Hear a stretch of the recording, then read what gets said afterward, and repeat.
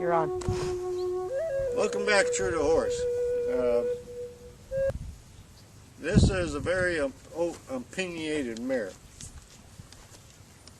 History on this mare before we get into it. First trainer, within a week, he got hurt real bad.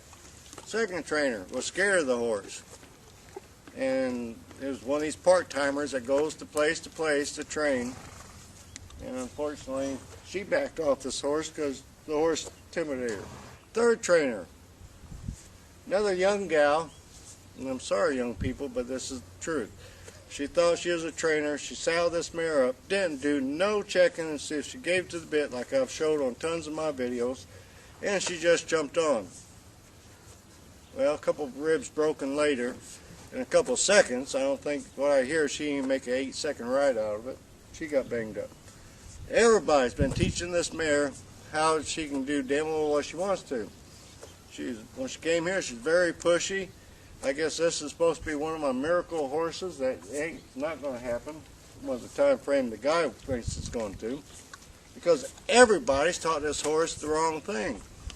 What I was going to show today was given to the bit, different methods to do it, the way I rehab these older horses that come in the rescue that's learned to push through the bit. I was going to use her.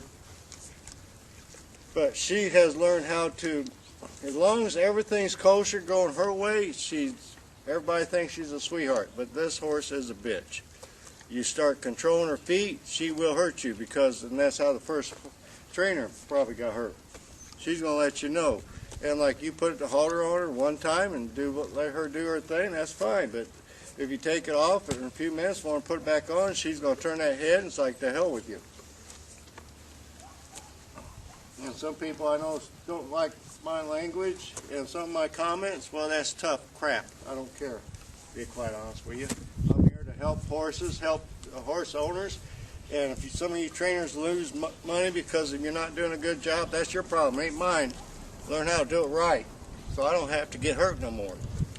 So I went to bit this horse up earlier, and she knew what that bit was. She started turning that damn head, and I've had to work through other issues before I even got to this point, which I shouldn't have had to if she was raised right and handled right. Done went through, well, we're not going to count the third trainer because she wasn't around long enough to even count.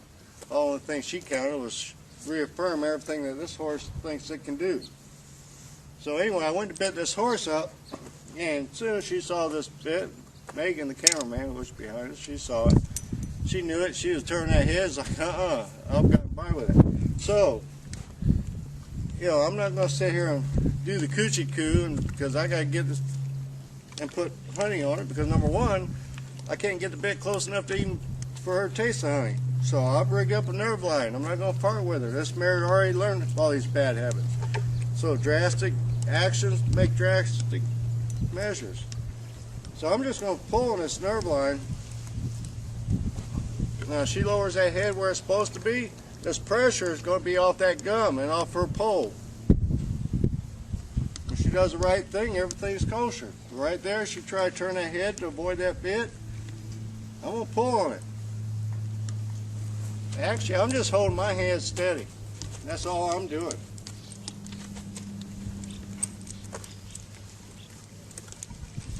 And she gets that head where it's supposed to be, that pressure is going to be off. But if she puts it up in the air, she's putting that pressure on herself. I don't care. That's her problem. I got to make her responsible for her own actions. Let her know that if she does the right thing, everything is kosher. But if she's going to do the wrong thing in this instance, it's unpleasant for her. And it's her problem. I could spend a month just getting her to take this bit. But at the end of the day, at some point, when she decides she ain't going to take that bit again, she's not going to take it. But using a nerve line like this, I want to make my point that loud and clear. I'm not going to whitewash it. It's in there. But when she does the right thing, that pressure is off of her. And it's real simple. Just a little baling twine over the pole on top of the gum and just run through there. And she picks her head up, she's going to hit the end of it. She lowers the head like this. She'll take that pressure off.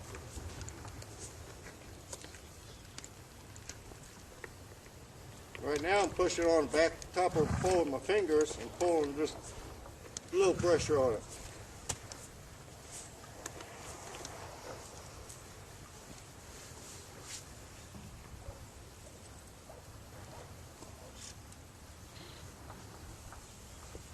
Now, you people who backs off these horses, especially this horse's natural attitude anyway,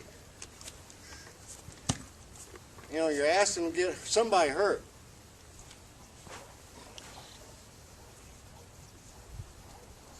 And here in Southern California, 9 times out of 10, it's me, because nobody tells me the darn truth. And I usually figure it out. Except the last couple, they got me.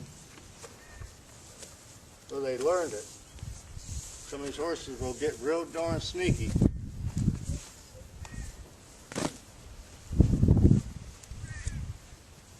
So I'll use that nerve line next few times I bridle her up, and she'll start dropping that head and she'll be looking for that bit. She won't be trying to avoid it.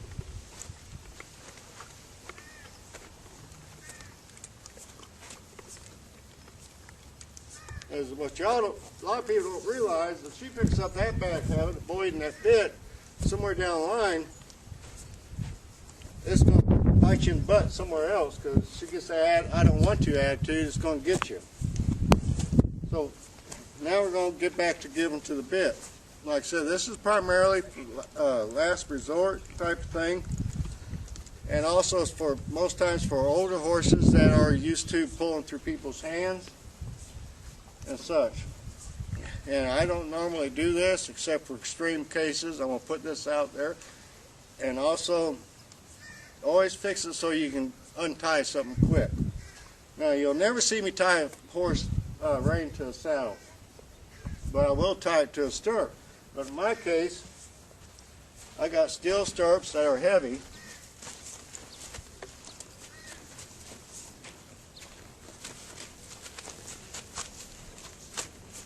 And what I'll do, I'll just run it through here. I'm going to run it back through the top.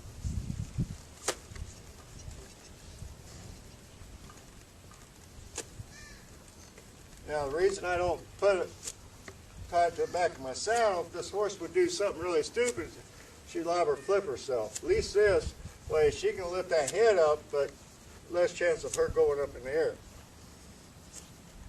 And it's real simple. And like I said, this is for older horses that's not safe. And like you take a horse that likes to rear up.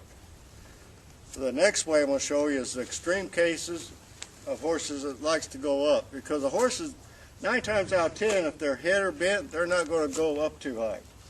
But most time when horses do go up, it's because they don't learn how to give to the bit, or they got back problems and saddles hurting them, or the teeth are bad. So I'll just ask her to move off and let her sort of move off her own.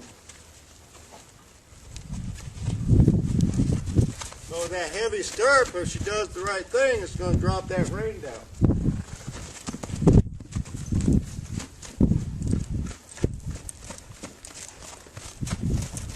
Because if you see there's enough length there, she can still tip that nose down with her being shut down all the way. It's just going to make you know uncomfortable.